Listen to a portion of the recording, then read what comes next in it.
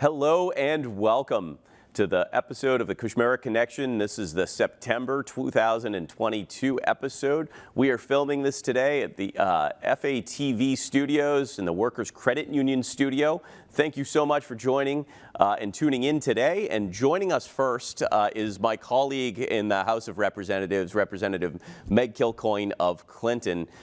Meg, thank you so much for coming on the show. I'm happy to be here, Mike. I have not done one of these in quite some time. I had the honor of doing Senator Cronin's Cronin Corner about a year and a half ago, and I have to say, when I did that show, it was in the middle of a snowstorm and a bit of a treacherous drive from Clinton, and so already this has been quite better We try to make it a more yeah. fulfilling experience. You know, it's there's a little bit of little rivalry here between totally. Cronin Corner. For those that don't know, it was sunny. It was a nice breeze. So it was a wonderful commute, no traffic. So I like to say it's always sunny in Fitchburg.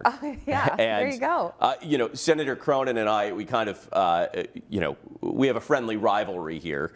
But I'd like to say that you saved the best show for last. Oh, totally. I think you can notch this as a win in the tally of however you guys are keeping score. I'll make sure he gets that loud and clear.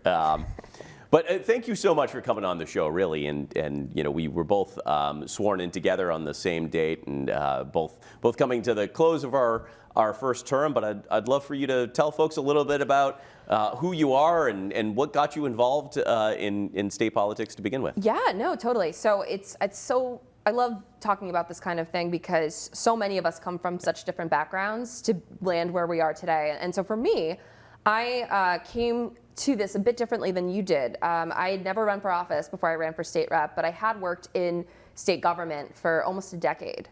When I graduated college, I started an internship with then State Representative Harold Naughton, who represented the 12th Worcester District. He had gotten elected in the 1990s, had been an established figure in our community. So I had the opportunity to learn from somebody who had been at this for a while and had been working on really important statewide issues. And so from that job, I got to learn about, I think for me, how working in state government and local government especially, how it has an impact on our communities. I was fresh out of college. I had studied politics. I had this, vision of Washington, D.C. and West Wing, and which obviously is really cool. But one thing I learned so quickly is, wow, D.C. is important, but Beacon Hill, that's where the action is. And I got to be a part of both writing amendments to the budget that would bring back local funding to our community, shepherding through local bills, working with local stakeholders, working with local town officials, and really seeing the direct impact it had. And then even from a broader standpoint, I got to work on a lot of public safety legislation that had a statewide impact. So I learned kind of the ways in which this impacted our local communities, especially ones that I lived and grew up in, and seeing, wow, you can make a difference. Although I will say that I always kind of envisioned myself more behind the scenes. I liked being behind the curtain, so to speak. I was totally fine with not having my name attached to anything, let the other people field the questions. I didn't have to take any heat. I could kind of stay in my safe little desk and do the work, get the job done that I wasn't interested in running for office. But you're being pretty humble there. You were legislative director to a pretty prestigious chairman of public safety in the House, right? I think it goes back to, when you get into politics, you don't want to be in this world for any other reason but serving the towns you represent. It's not. You shouldn't. If you're in it for any glamour, you got to go to Hollywood. This isn't for you. What kind of changed my mindset, I think it was about maybe 5 or 6 years into the job, is I sort of started realizing that I was, of my own skill set. I think when you're in your early 20s, you kind of have this idea that everybody is better than you, or you're not, you're faking it. It's kind of that imposter syndrome that they say. You're absolutely right. And I think as I got older, I grew a bit more in my confidence in my own skill set and my own ability, and the realization that I was able to do this kind of work. And then coupling that with the fact that, I started to become more aware of some other dynamics. So, there's not as many women in the legislature in Massachusetts as men. Right now we're at under 30%, which has been the case for many years. And that's true for state legislatures across the country and for Congress. And I kind of had this thing like, yeah, more women should run. We should have more women here. And what kind of shifted was like, well, I can't just tell other women they should do this unless I'm willing to throw my hat in there as well. But even then, it kind of was such an abstract idea up until 2020 when Representative Naughton, who I'd worked for 10 years, decided he wasn't going to seek re-election. And you know, I have to say, he was so encouraging of me and really believed in me that I could do it. And that kind of helped push me to kind of seize that opportunity, because it was something that I always had hoped to do, especially, you know, as the years went on. But it's, as you know, you never know when that opportunity is going to present itself. And so to be able to run for that seat, to build off the work I had done for 10 years and to have my name attached and tell my community, like, I want to serve you and I can do this, and to have that message resonate, like it was one of the most incredible experiences of my life, you know, and I'm sure for you too. Absolutely. And, you know, one thing that I went back to in the beginning is, you know, you came from this having been out in the front lines, having served on city council, having that political knowledge. So it's been so interesting to get to know your journey and how you approach things, because we have these differing perspectives, and that's been, I think, really helpful to Absolutely. as we learn the job. You know, Well, that's it, right? I think you know, there's 160 representatives on Beacon Hill, and there's 160 different understandings of everything from lived experience to a governmental experience, and certainly every district thinks and operates a little bit differently, and it's impossible to walk in the door and into the job and knowing everything on day one. And right, so I felt fairly confident understanding what the municipal role of government was, but certainly hadn't operated at that level of what that interaction between state and municipal government is. And you had that state experience, but not the municipal. And it was great to be able to work with you and to be able to pick each other's brains, but then also as part of a larger delegation in North Central. And last episode we had Rep. Ferguson on and talk about that same thing of how do we support each other and how do we learn from each other. Right, totally. And I think too, just from, like you said, the regional delegation is so crucial, because the Commonwealth is not a huge state, but you know, we punch above our weight and we have a lot of varying needs throughout the Commonwealth. So I think what's been great is getting to know you, getting to know Rep. Ferguson, who I share a town with. I currently share the town of Sterling, and that's been fantastic. You know, to have someone else you can call to be like, what do we do about this? It does, you know, it's been great to collaborate in that way. But well, we also talked about the Women's Caucus too, and how female legislators are empowering each other. And Rep. Ferguson, I think, was one of the first 250 women to ever serve in the House. And it's lower. It's only about, I think, 230. Okay, all right. So there it is. I was 217. 217. Yeah, wow. And our colleague Rep. Giannino was 216. Okay, we all there came it in is. together, but That's right. I mean, so I don't know how they decided how they numbered it, but it's incredible to think about and to put it in perspective. This statistic blew my mind too when I heard it. 20,000 men have served in the Massachusetts legislature since its founding in the colonial revolutionary era. Colonial era. I think they're colonial era. You're right. Yeah. The General Court existed prior to the American Revolution or the Constitution.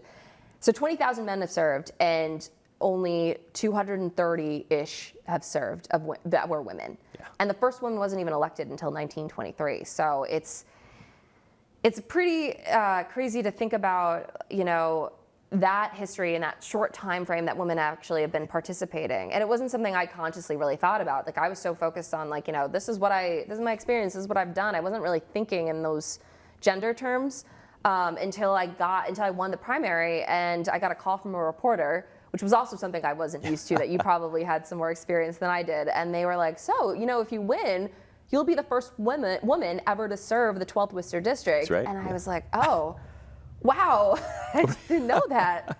So I think it's important for me to understand that, you know, the focus is always the district, no matter if you're a man, woman, or in between. But it is important to know that people are watching, and the more that you just being here, you set an example. Right. And even beyond, you know, gender and gender representation, you know, we are also, you know, millennials that are serving in the legislature, and that is another group that, doesn't always have representation in our elected offices. So I think it's all about, if you So do that it, seems to be changing rather quickly Yeah, I and think dramatically. We're there's starting more- to see some, more younger people are running, which is Absolutely. great. And I think a lot of people are excited about that. And we bring us perspective from our generation to policymaking. And I think the more minds you can bring to the table, the better off I think everyone is. Well, and I think when you talk about millennials, I think about that moment when we were sworn in together, right? Yeah.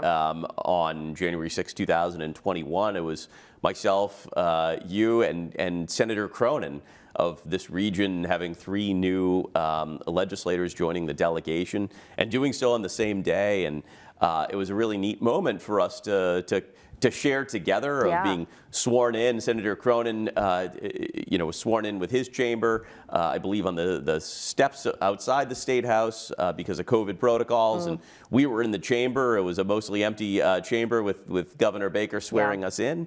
But then we had that moment to really come together and share and celebrate that occasion. And I think we have a photo of that moment. Senator Cronin invited us out onto the Senate balcony, and I remember, it was a kind of a warmer day for January, wind blowing, and we're out there, and there's no snow in the Common, and kind of looking at each other of realizing the gravity of that moment and how important it was to each of us in our lives, but in our careers. I'm not sure what your memory of that moment was. I think it was one of those moments where, when you take a minute to pause and reflect on it, it is one of those things where you're never going to forget it. But we got sworn in, and then we're thrown right into the job. But that day, I remember we were coming off running a campaign in a pandemic where we were trying to assure our constituents or voters, I should say, that we could try to shepherd and guide and support them through this crazy time. And I remember thinking, we knew we couldn't solve everything, but we could only promise we were going to work as hard as we could. And it had been such a journey, I think, for all of us. Any campaign you run is really tough, and this was, a lot of other factors were thrown into the mix. And I remember, we were walking through the chamber in the State House and just kind of getting that realization that it was happening. Like, we were here, we were going to do this work, we were elected to do this work, and seeing our names on the wall. For those that don't know, if you ever go to the State House, all of our last names are there, so you can see how we're voting on various issues, and there's a little light that flashes. Sorry, I keep looking at that camera, which I should be looking at you. There's a light that flashes if you vote yes or no, and so our names are actually right next to each other. That's right. Kushmerek and Kilcoyne are very close on the alphabet, and seeing my name there, I was just kind of overcome, and I was like, wow, this really happened. It's a humbling moment, isn't it? Yeah. And the later that day, I didn't know at the time that was the same day as the January 6th Capitol attacks. Right. And it was the most surreal thing because we were coming off this high, and then I'm getting text messages like, what's going on? What's happening? Are you okay? And I didn't know at the time that there was this huge moment, this national tragedy occurring at the same time.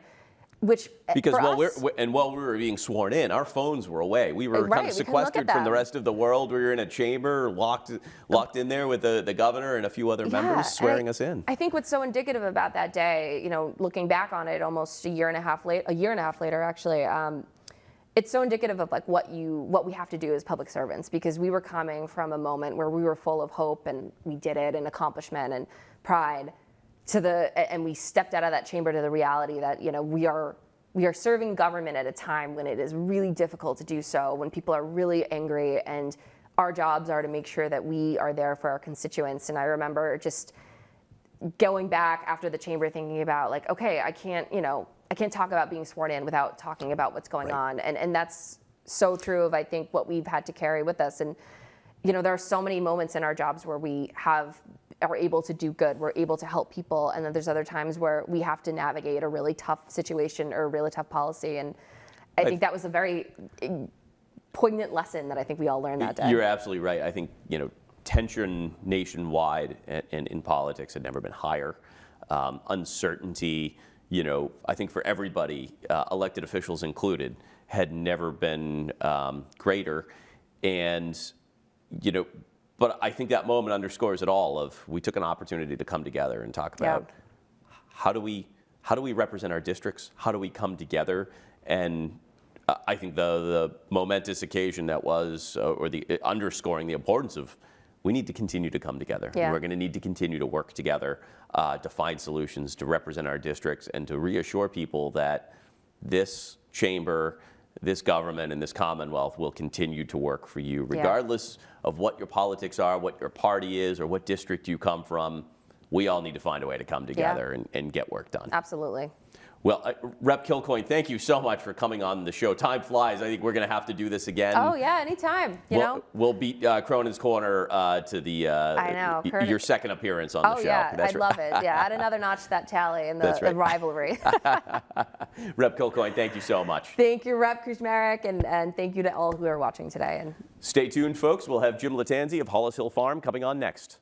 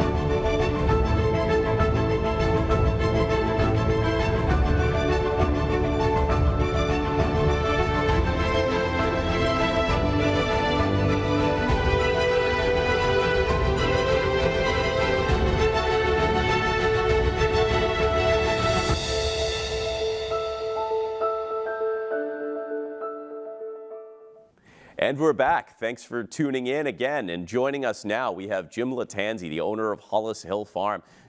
Jim, thank you so much for coming on the show. Really appreciate it. Of course, my pleasure. So I think most people in the Fitchburg and Lunenburg area know you and have been up to the farm.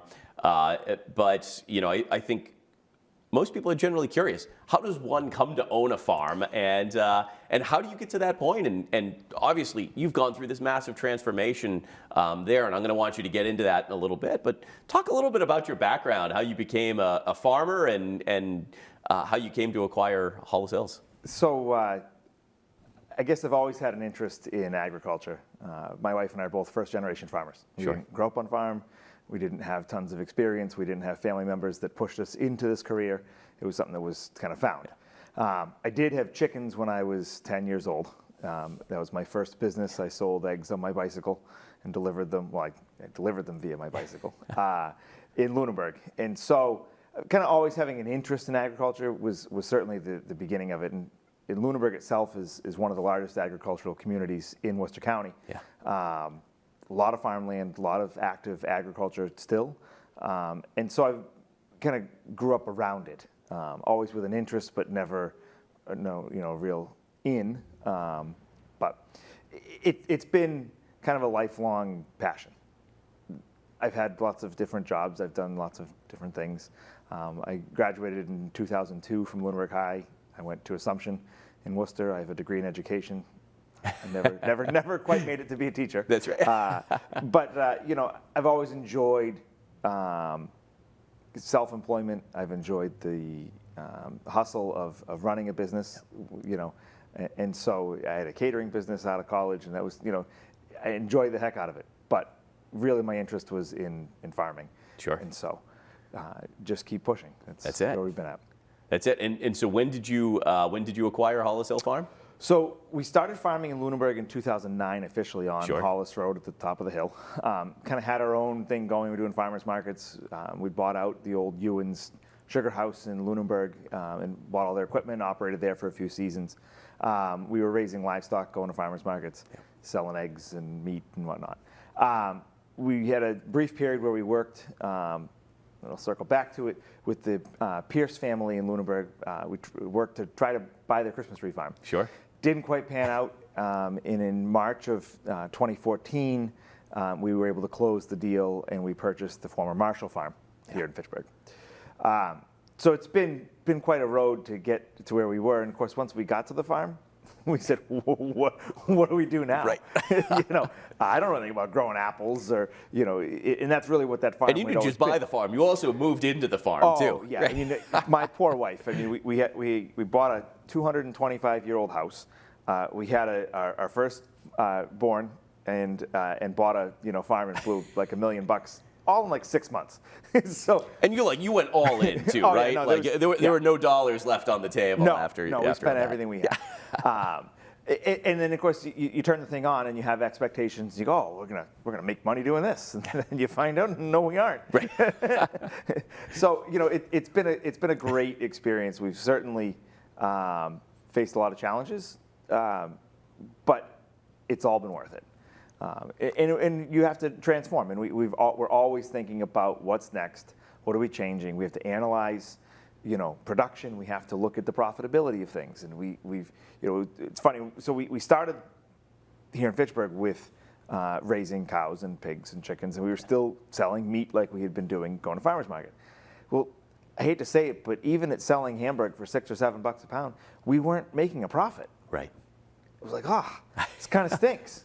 I really like raising livestock. I mean, but in the end, it's kind of neat because it's come back around again. So we had actually gotten out of the livestock game, selling meat for a few years, and 2018, once we opened the restaurant side again, or not again, but we opened it for the first time, we found a kind of a new opportunity, and that's instead of selling you a package of hamburger patties and you go home and cook them, let's cook them for you, serve it here at the farm, and all of a sudden, wait a minute, this might actually be profitable.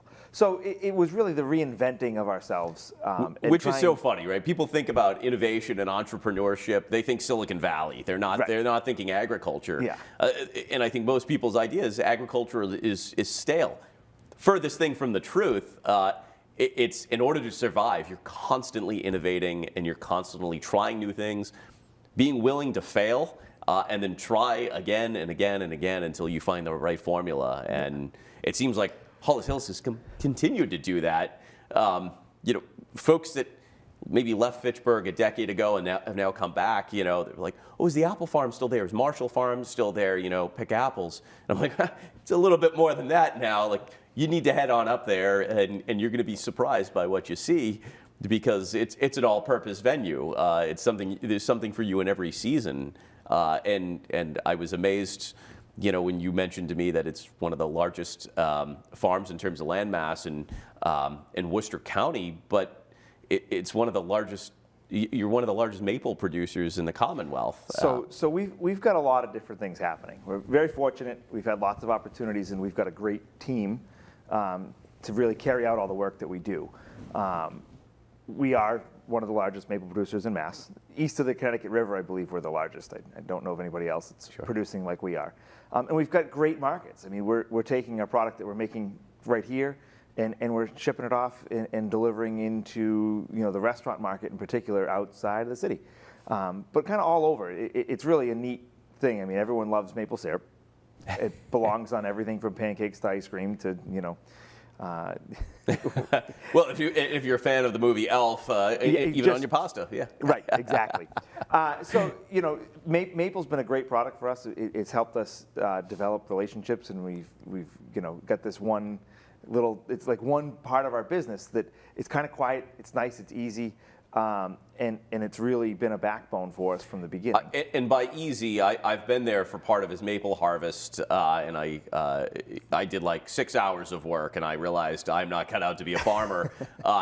So easy is far from it. So he's being humble. I say it is easy. It's easy in that it's the off season for us. I mean, we're really working on pruning in the apple orchard and whatnot. Sure. But it's not a high foot traffic, high volume type of season for us. We make all the product in 6 or 8 weeks, and then for the rest of the year, when we need to, we can repackage in the smaller containers.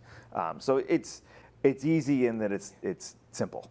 But beyond maple, I mean, we have all of our other stuff that we've brought in, because U-pick was always the best season for us, which was the fall. Sure. We sold pumpkins and apples. Well, we've added a whole bunch more. So we started in June, early June, with strawberries, and we've got 3 acres of strawberries and had a great crop this year. Then we have raspberries. We have red raspberries, we have yellow raspberries, we have blackberries, we have blueberries. We've added peaches, nectarines. We have a big cut flower patch. All of these things. So when we open for U-Pick in June, it runs right through the end of pumpkin season and apples, which is really around Halloween. Sure. Close for 2 weeks.